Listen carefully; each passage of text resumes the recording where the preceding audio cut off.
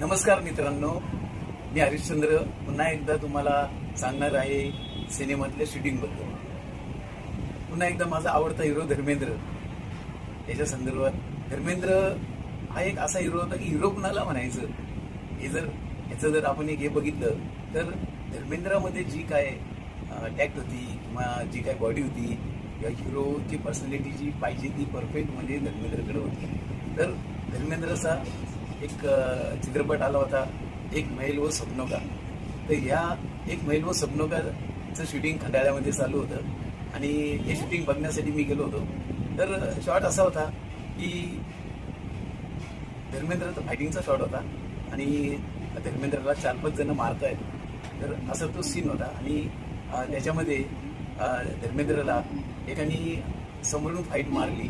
तर ती फाईट मारल्यानंतर धर्मेंद्र जमिनीवर पडला आणि जमिनीवर पडल्यावरती पाठीमागून हरक्युलस पाठीमागून आला आणि त्यांनी धर्मेंद्रला दोन्ही खवाट्याला असं हात घालून पाठीमागून त्याला फरफडत नेला.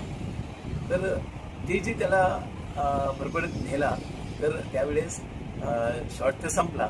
डायरेक्टरने कट बोलल्यानंतर शॉट संपला आणि धर्मेंद्र उठून खुर्चीवर येऊन बसला. तर खुर्चीवर बसल्यानंतर डायरेक्टरला हरक्युलसने सांगितलं की सर शायद धर्म जी को लगा है.